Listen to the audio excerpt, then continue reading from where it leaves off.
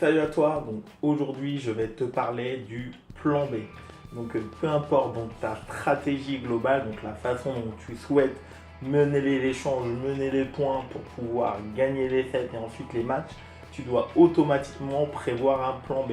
Alors si tu commences tout juste le tennis de table, pas de plan B pour toi pour le moment car ton jeu va être en constante évolution.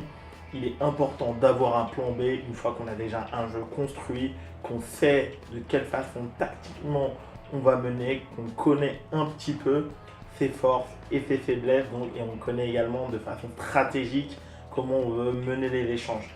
Donc, moi, je vais te prendre mon exemple pour te parler du plan B.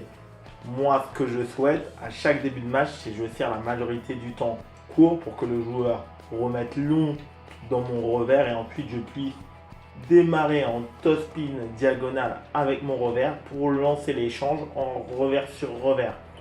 Comme j'ai toujours été légèrement au-dessus du classement de mon niveau en revers sur revers, ça me permet d'avoir de la sécurité pour gagner les points puis les sets.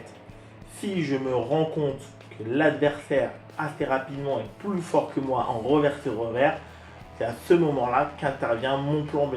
Donc je sers toujours de la même façon, je vais toujours assurer un maximum au premier top spin revers en utilisant la grande diagonale du revers.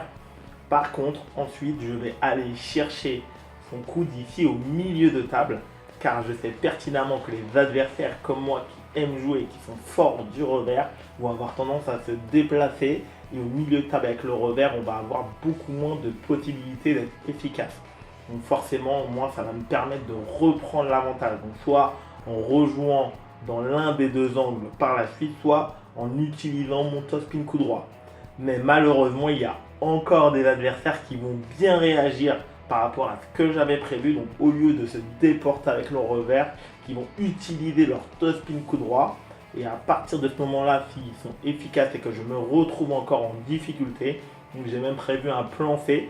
Donc là, je vais servir et je vais immédiatement aller jouer donc court ou long en attaquant dans leur zone coup droit pour les forcer à se déporter dans la zone coup droit. Puis je vais essayer un maximum de retourner dans la zone revers pour les prendre de vitesse et que leur revers perde en qualité.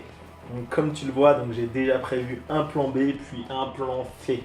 Donc évidemment, plus je vais vers le plan C, moins je maîtrise la suite de l'événement parce qu'évidemment, ce n'est pas quelque chose dont j'ai l'habitude, mais il faut toujours avoir à l'esprit qu'effectivement, un match sur 4, un match sur 5, un match sur 6, c'est de cette façon que tu vas pouvoir gagner le match car de toute façon, tu vas forcément rencontrer des adversaires qui vont être dominateurs du côté de la raquette ou toi aussi, c'est ton coup fort. Donc il ne faut pas hésiter à tous les deux vous plonger dans l'inconnu en allant d'un côté défavorable à tous les deux pour que toi, tu aies le maximum de chances de gagner le match. Mets-moi dans la zone de commentaires ta réflexion stratégique. Est-ce que tu as toi aussi comme moi un plan B, voire un plan C? Et je te dis à demain pour une nouvelle vidéo.